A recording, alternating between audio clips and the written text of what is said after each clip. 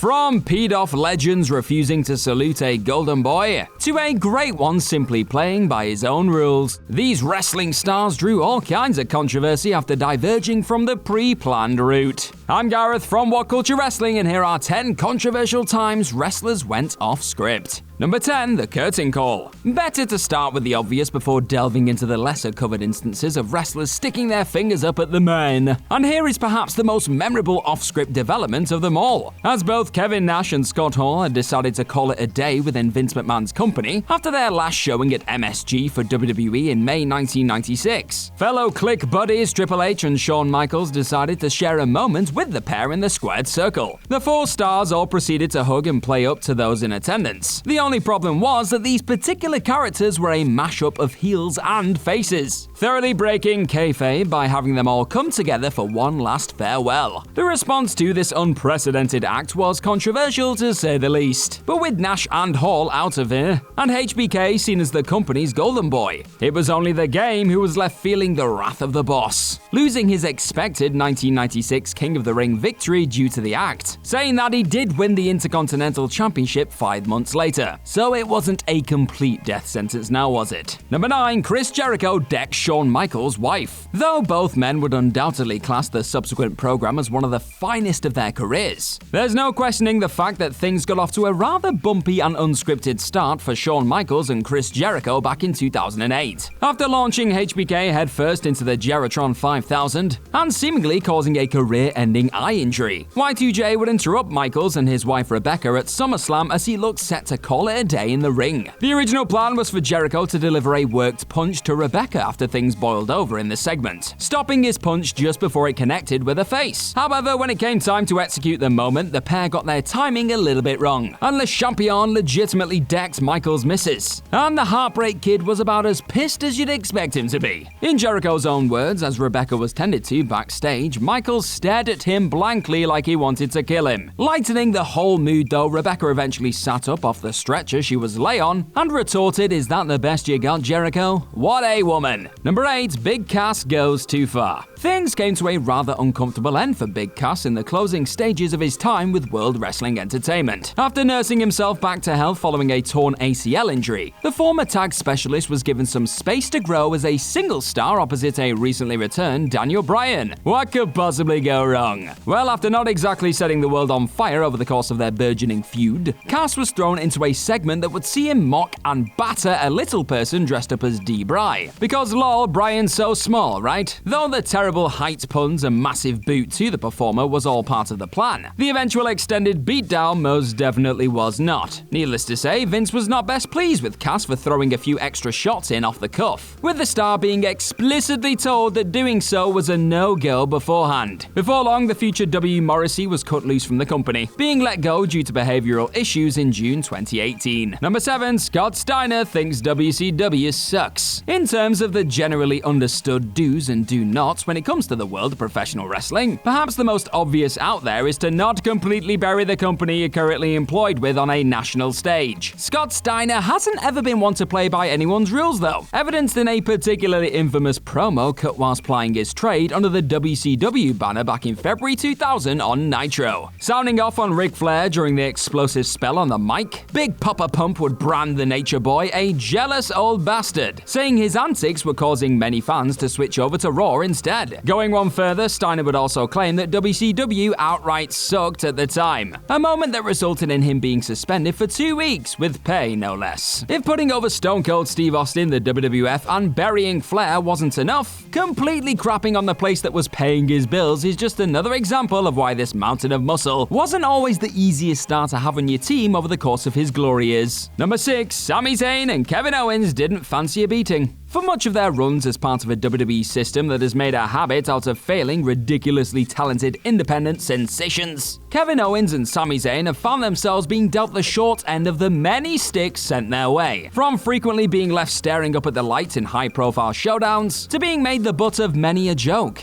It's not hard to see why both men seemingly had had enough around November 2017. With the pair teaming at the time and butting heads with the likes of Shane McMahon and Daniel Bryan on SmackDown Live, the two were told that they would be on the receiving end end of a post-match ass-whooping after Zayn had fallen to Kofi Kingston on the show. However, not content with the booking decision, KO followed through with his planned attack on Kingston before the two men proceeded to bail as the New Day were set to get their own back on the duo. Though the two weren't completely banished following this rebellion, KO and Zayn were binned off the European tour for their actions, likely costing them a sizable payday in the process. Number 5, The Rock reunites with the Hulkster and a few others. 2015 wasn't what you class as a time when Hulkamania was running wild throughout WWE. The Immortal One had been banished from the company on the back of making racist remarks in a leaked sex tape around the time. However, that still didn't stop various fans in arenas around the world from dressing up as the Hulkster when Vinnie Mac's circus came into town. And it also didn't stop The Rock from acknowledging these cosplayers live on Monday Night Raw either. After a group of fans dressed as Hulk Hogan, The Undertaker, Macho Man Randy Savage, and Rock himself had been moved away from the hard cam so not to distract from the action in the ring, Rocky decided he fancied a little wander down memory lane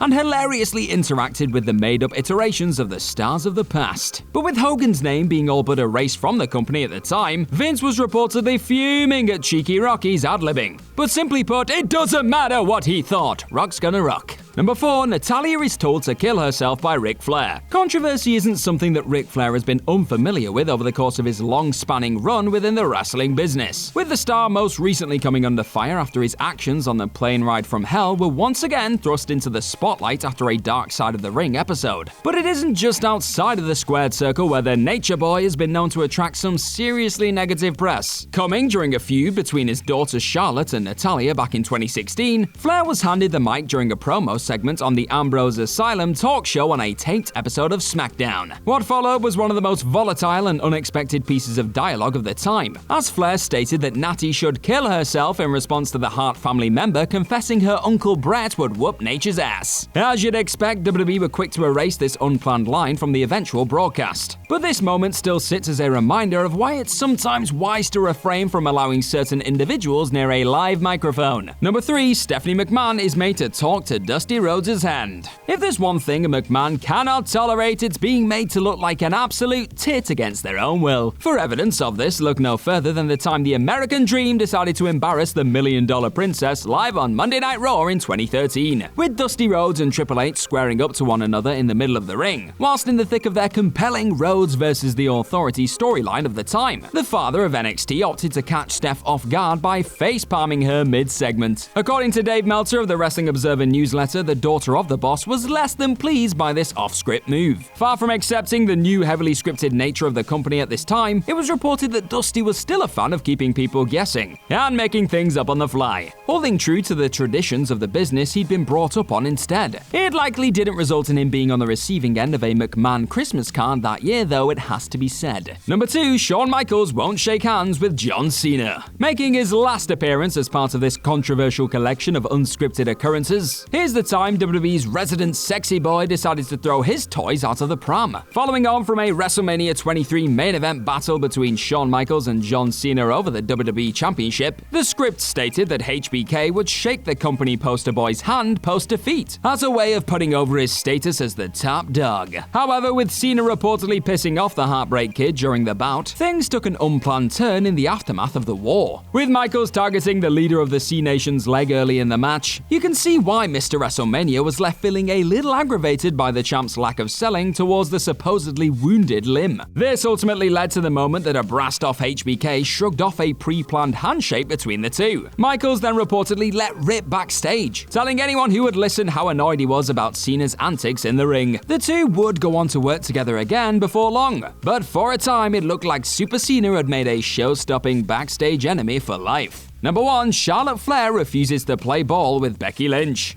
Joining her father as a member of the controversial crew on this list, Charlotte Flair's recent actions on SmackDown made headlines the world over, with fans all eager to know the ins and outs behind why the Queen did what she did on October 22nd. After being told that the pair would be forced to nonsensically swap titles on the blue brand post-draft, Flair was said to have not been overly keen on the decision to just pass her belt to the man and receive Lynch's title in return, feeling it made her character look weak. So what followed was a childish game of keep away as Flair took the belt away from Lynch as she went to grab it, only for Becky to launch her own title at Flair for her troubles. The two were then said to have erupted backstage, with Lynch having felt disrespected by Charlotte's actions and Flair subsequently being escorted from the building. That still did not stop the company from booking the two in a scrap at Survivor Series 2021, however. And that's our list of any other controversial times wrestlers went off script. Let us know all about them in the comment section right down below, and do not forget to like, share, and click on that subscribe button. Also, be sure to head on over to whatculture.com and find some more incredible articles just like the one this video you are watching is based on. I've been Gareth from What Culture Wrestling. Thank you as always for clicking on this video today, and I'm sure I'll see you very, very soon. Bye-bye!